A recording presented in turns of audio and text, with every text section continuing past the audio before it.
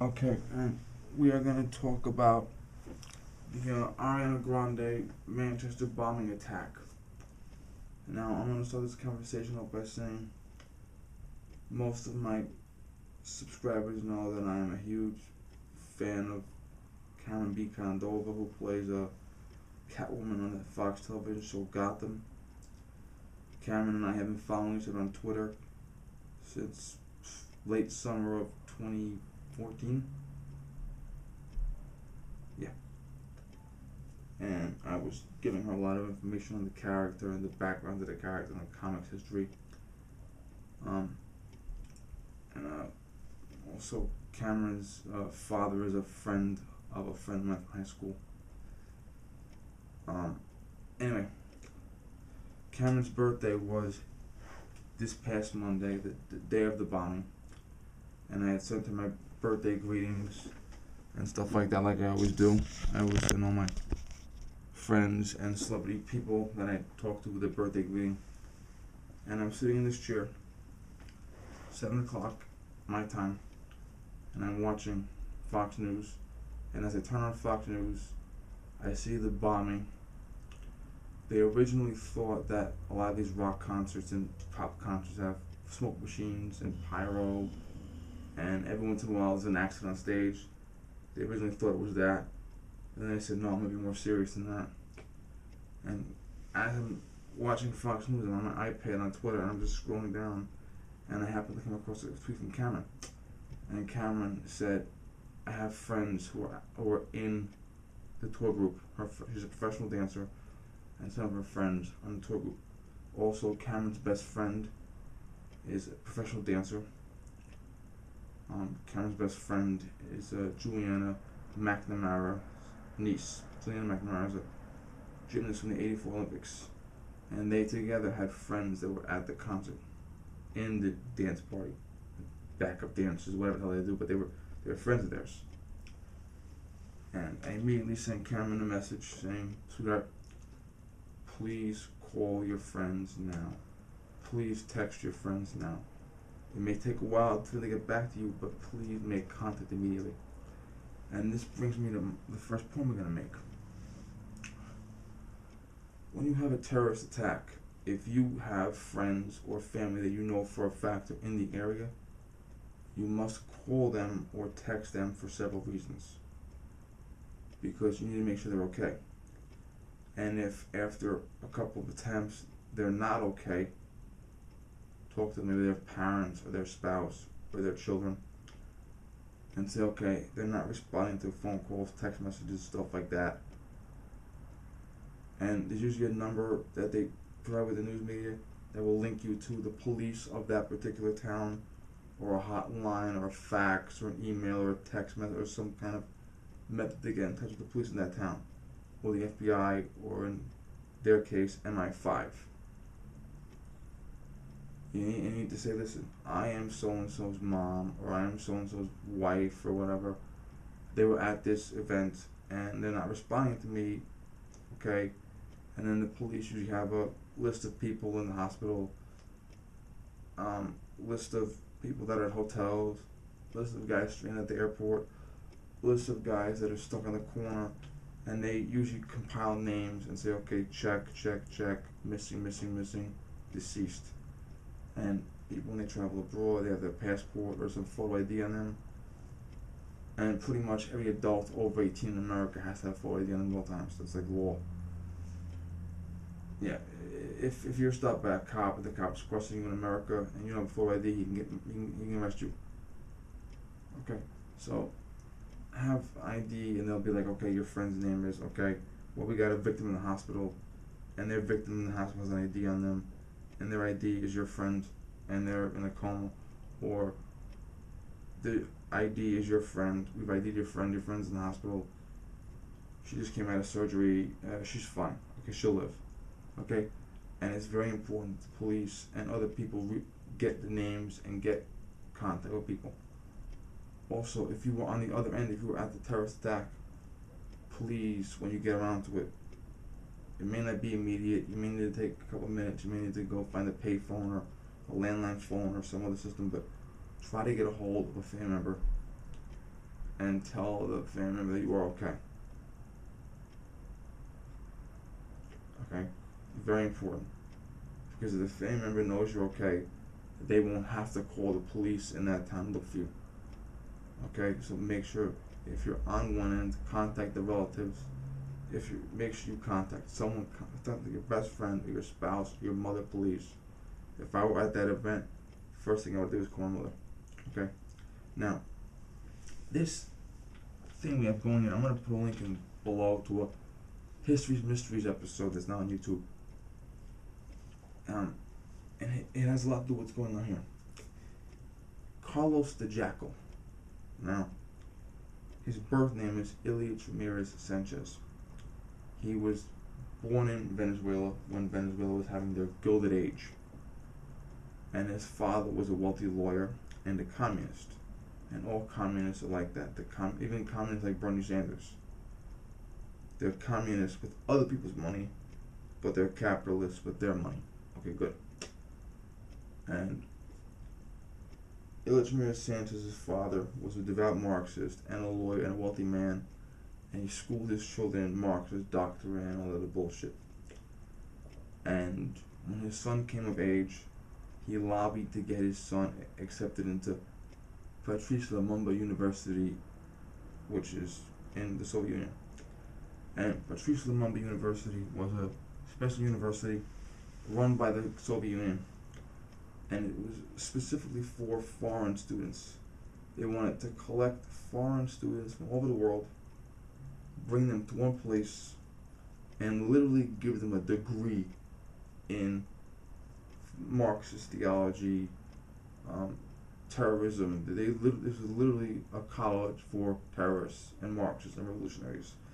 And they would go back to their home countries, and they would start revolutions and acts of terror. And you look at the university on Wikipedia, and they have an alumni, notable students, bad guys, okay, real bad guys. Now, when Ilyich Ramirez Sanchez was at the university, he was expelled after 2 years because he was selling shit on the black market, cigarettes, jeans, he was basically a capitalist. But he was selling shit on the black market, and the university got sick of him, and they threw him out.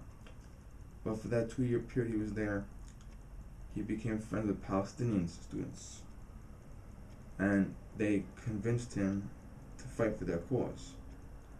And he journeyed, after being expelled from the university, he journeyed from the Soviet Union directly to the Middle East, and he joined the Popular Front for the Liberation of Palestine, which was the most radical group at the time, very, very small but radical. And he converted to Islam. He fought in the Black September War. He was then transferred, his terrorist organization transferred him to London, and he had a part-time job teaching English and teaching Spanish at a secretarial college in London. His father gave him a lot of money on top of that on the side. He was partying, living the lifestyle, suits, girls, parties, dancing, drinking, stuff like that. But he was a full-fledged terrorist. He was traveling on his Venezuelan passport. He was a Venezuelan citizen, Hispanic. And he was working for a terrorist group. He was stationed in London. And at night he would compile a list of potential targets. They were targeting Jews. They were targeting pro-Israeli groups. They were targeting anything that would cause attention. He was not involved in the Munich attack, even though a lot of people think he was. He was not at all. And he was mad about that. He was a young guy. And he started doing terrorist attacks. Some because he was told to, some because he thought them on his own. And he actually started out as the Clark Griswold of terrorists. Okay? But then he started perfecting his technique, and he became a very capable terrorist. Now, the myth says that he was involved in 10 times the number of attacks he was involved in. But he was involved in some pretty serious attacks, and he was a very violent man. Now, he called himself, he renamed himself Carlos, International Man of Mystery. And when the police searched a apartment he was sharing with a friend of his, the friend had a copy of The Day of the Jackal, the spy thriller. It's a good book, by the way, I read it. And his name became Carlos the Jackal. Okay. Well, Carlos the Jackal committed many terrorist attacks. He wasn't a suicide bomber, but he did bomb. One of his first bloody attack was bombing of a cafe. Not a pharmacy, rather. It was a pharmacy in Paris. He walked in, tossed a hand grenade, left the scene, the grenade blew up, okay? And he was going between Paris and London committing terrorist attacks in the name of Palestine, working for this group, PFLP, okay?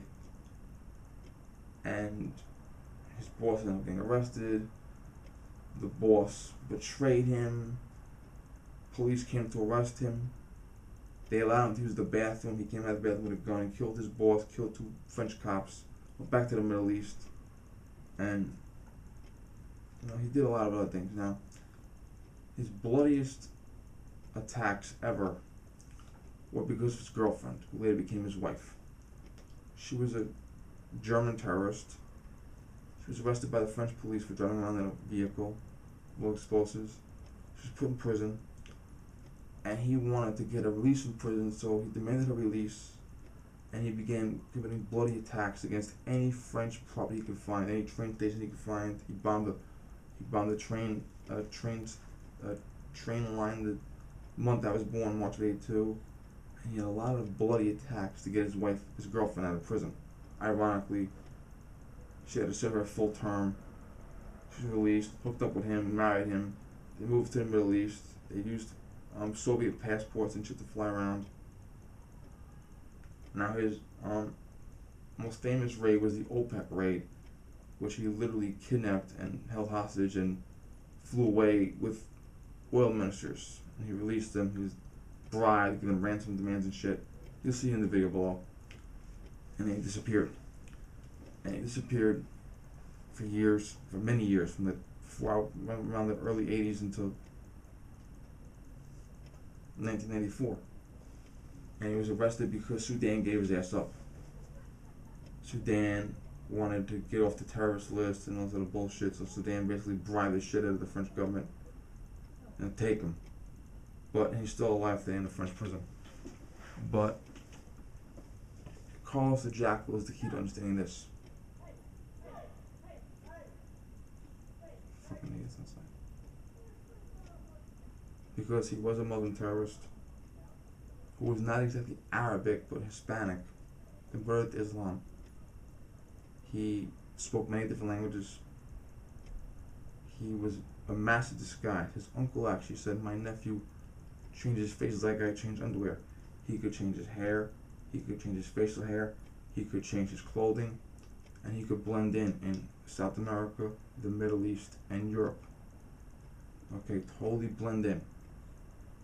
Okay, and that's what we have now in Europe. We have guys that are sleeper cells, guys that are actually working for terrorist organizations, guys that speak multiple languages, guys that have multiple passports from multiple nationalities, okay, guys that blend in perfectly. But now, unlike in the 70s, Europe has turned their brain off. And this is part of the reason why Brexit happened. Europe has turned their brain off. And look at this idiot in France now, Macron, okay? They've turned their brains off, and they've allowed every refugee in, every immigrant in. They've turned a blind eye. They allow guys to pass from country to country without a passport, okay? They've turned their fucking brains off. And now what you have is 1 million calls to jackals in Europe. Scary, but it's true. Now this particular attack, this guy knew what he was doing.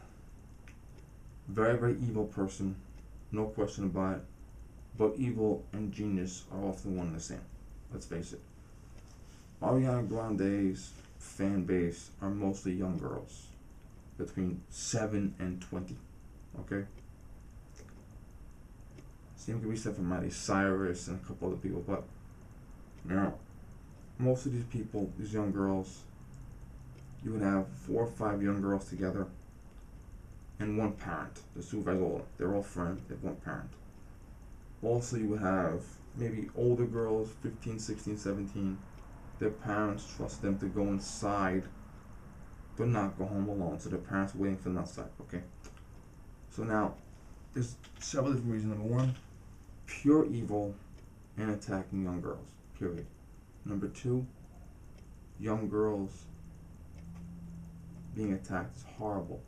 And number three, young girls do not have the capacity to deal with shit. Okay?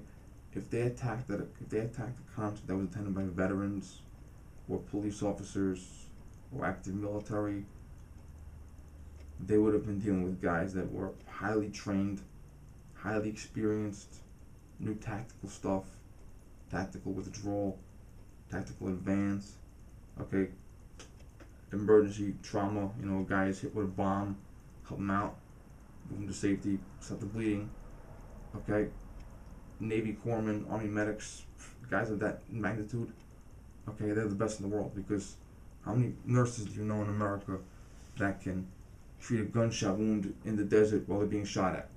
Okay, so they targeted people that would panic under pressure.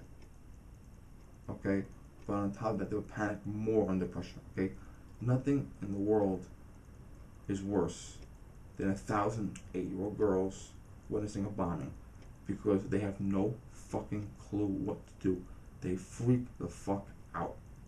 And a lot of adults freak out too when they see that shit, let's be honest with you, but you are pretty much guaranteed to have a freak out.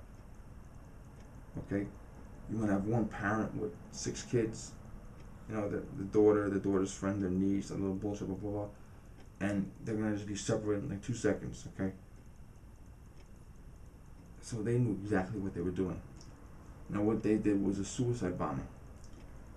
Now, you have germs on your body. And if you wash them twice a day, once a day, it's not that big of a deal. And when you go out in public, your body may have more germs on it. On the skin, the germs aren't that bad in theory. But when you get cut, the germs go in your skin. The deeper the cut, the further the germs travel. That creates infection. Suicide bombers. And I saw a video, it was actually a video that a terrorist made as an instructional video for suicide bombing. I saw like 15 years ago maybe. Suicide bombers today make a bomb, and when the bomb blows up, you get shrapnel, which is the parts of the bomb going everywhere. Suicide bombers now are trained to put additional metals inside the bomb itself just for shrapnel. Ball bearings, screws, nuts, washers, nails, pins. Okay. Because the more shrapnel is in the bomb, the more stuff will spread out and hurt more people. Also, they can add rust and dirt and germs. Not easy, not hard. All you gotta do is take some screws, wet them, put them in the dirt, and you got mud, dirt, you got all this shit. Okay, and that will go further into the body because the more shrapnel goes further into the body. The dirt, the germs will cause more infection in the body, more gangrene in limbs, more amputations, okay? People with facial injuries, it's very, very, very nasty. Very nasty. Now also, this individual knew exactly where he was going to be, okay? He was in the entrance/exit area, and we've all been to sporting events, and we've all been to some event where there's a concert or sporting event.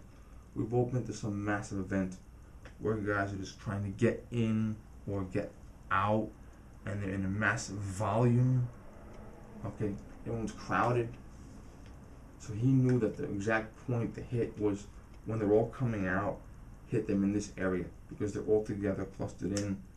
Everyone's leaving all at once. Because when you go into the concert, you may get a guy here, a guy here, a guy here, a guy here, a guy here, a guy here, a guy here. But when they're coming out, they're all mashed together. Because some people arrive 10 minutes late, some people arrive an hour early. Okay, some guys come in sporadically, but coming out, everybody's together, clustered in.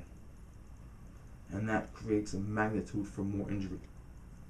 Also, because a lot of parents were gathered at the entrance exit area to wait for their teenage daughters to come out, one guy being there would not arouse suspicion. A lot of times you get concerts, you get like an older crowd concert where people are driving themselves or taking the bus themselves or taking the train themselves or someone coming themselves, and they'll just leave. So one guy standing there looking at his watch is going to cause suspicion. But if there's a lot of parents waiting for their kids to come out, one guy standing there with 500 others is not going to arouse any suspicion. And on top of that, like Carlos the Jackal, they blend in. Okay? They know what hairstyle to wear, they know what facial hairs to wear, if any, they know what clothing to wear, okay? They blend in. Okay? I've seen pictures of Carlos the Jackal. You could walk right past him on the street. Okay, he did not look out of place at all. Massive disguise. Now, the thing is, how do you stop this event from happening? Well, the scary part is you don't. Now, even in America, see, a lot of people see America guns, okay? Well, concerts and other arenas are private events, and as a private event, they have a right to refuse carrying guns on the premises. Do you want to boycott the gun-free zone? Whatever. But they can legally refuse to let you carry a gun on their personal property. They can do that. Also, in England, cops in England don't take their gun home with them. Okay? There are cops in England that go to work, get their gun out of their locker, patrol, and bring it back to the locker at the end of the day. They're not allowed to bring their gun home with them. Or they're not allowed to carry an off-duty gun like an American cop would. So even the cops in England, while off-duty, are going to be walking around like you or I. Okay? Only very, very, very privileged few people in England have the ability to carry a gun. And they're usually royal bodyguards or some really, really super duper secret agent that has, a lot of power. Okay? The average person in England will not have a gun. Even an off-duty cop. And there was an off-duty cop killed, by the way. Woman. Oh God. Also, other weapons. England is very, very, very much against self-defense law. There aren't a lot of carrying of pepper spray or batons or pocket knives for defense or fixed blade knives for defense. Okay. So you basically got your hands. And on top of that, if you got, one adult for every 8 kids, it's not that big, it's not that, oof. And I said in my movie theater reviews, my movie shooting reviews, okay, if you're in a movie theater and a guy starts shooting, are you going to get up and pull out your gun? No. Here's the issue. Even if there was a guy in the crowd with a gun, because he's a super duper secret agent that has a lot of power and is given this special privilege of carrying a gun off duty, fine, okay? You literally have to be right next to the terrorist in order to make an effective shot. Because when you have clusters of people that are tight together, like this, clustered, okay, you can't move, you can't breathe. There's thousands of guys together, okay? You will not be able to pull out your gun, present and fire, and have your bullet hit the target. It will not happen. Also, when you go like this, terrorist, and shoot, they're going to see this, and they're going to think you're a threat. And they're going to get to tackle you or fucking run from you or something like that. Also, even if you had a pocket knife or a fixed blade knife like I usually carry, or pepper spray or a baton or some other shit like that, or a garrote, okay, you literally have to be 1 inch away from them in order to make any effective approach. On top of that, this is a suicide bomber. Okay, I mean, you got 5,000 guys clustered together in one entryway. Are you going to notice one guy reaching in their pocket? No, I'm not going to notice that. Okay, so this was a devastating fucking attack. I mean, the only thing I can tell you is maybe you want to leave early, and everyone's going to leave early, watch, but when I go to an event, I usually leave a couple minutes early to give myself some time. Like if I was at a football game, I would leave with 10 minutes left of the football game. Okay, if I was at a baseball game, which I've been to in a couple of years, I would leave at the 7th inning. I would, because when you leave at the last minute, you got a million cars in the lot, you got a million people, okay? Maybe leave a couple of minutes early to reduce the chance you'll be caught up in the blast. Look around. You see a guy sweating. You see a guy getting profusely, they're sweating, they're pacing, what are the signs? These guys want to die. They're like fucking robotic. They want to die. So it's like blank, okay? They could be sitting like this and go, boom. Look for fast moves. But I don't know what to tell you, because if you got a suicide bomber with a bomb full of shrapnel, by the time you notice anything, it's already too late. So, I don't know what to tell you. Maybe you want to wear extra clothing in public to act as padding. Maybe you want to carry a first aid kit or a couple of bandages.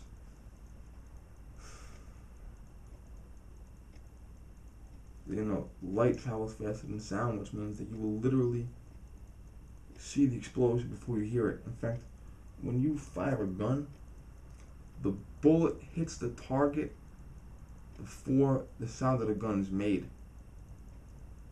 When a bomb goes off, you literally see the bomb go off before you hear the sound of the detonator being pushed.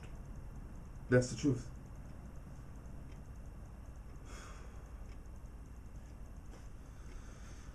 And also, once again, this guy flew to Libya a couple times, was on their radar. They knew he was up with him, and that's what I'm gonna fucking say. Why is it, whether it's in America or Europe, why the fuck is it every single fucking time these guys do this, someone always comes out of the woodwork and says, well, he was on a terrorist list, or well, the FBI was watching him. In fact, someone actually picked up the phone and called a terrorist hotline about this fucking guy. Well, one thing I'm going to tell you right now, okay? These governments better get their fucking their head out of their ass right now, okay? We elected a president who was a real estate developer who told us the truth, okay? And we elected him the president, okay? And like him or hate him, he's doing his fucking job, okay? He's deporting illegal aliens. He's securing the border, okay? He's bombing terrorists on sight. The minute a terrorist attack happens, he bombs a terrorist base. Okay, he's not afraid to send skills on raids. Okay, he's not afraid to sit down with Muslims, Jews, and Christians and say, we gotta stop this shit. Okay, you people in fucking Europe, okay, you gotta follow our example. Okay, elect the real estate developer with the foul mouth as your new president or your new prime minister. Okay? Okay? Don't look for these fucking assholes that teach you this hug and kiss and we love everyone. Fuck that shit, okay? You gotta elect the nasty guy. Find the nastiest, meanest motherfucker you can. Find the real estate developer. Find the reality TV show host. Find the nasty fuck. And elect him as your president. Or her as your president. Or your premier or prime minister, whatever the fuck you call him. Okay? Because you guys gotta get fucking serious. Okay, period. Okay? You guys start securing your borders. Okay? You gotta start telling your special ops to kill people. Okay? You gotta start fucking doing this shit right away. Okay? Because I probably made 10 terrorist videos, and they're probably all exactly the same. Whether I'm talking about terrorism or mass shootings or some other shit like that, they're all the same. Respond, defend, protect, and boom, deaf ears. Oh, we knew this guy was coming. Oh, we knew this guy was on the radar. Look at the fucking guy in Orlando, Florida. Okay? That motherfucker had more people looking at him than anybody. And look what happened to him. Look what he did. Okay? Get fucking serious. Okay? The best way to defeat terrorism, the best way to survive, is to elect a government that's not going to take their shit. Bottom line, period, bye.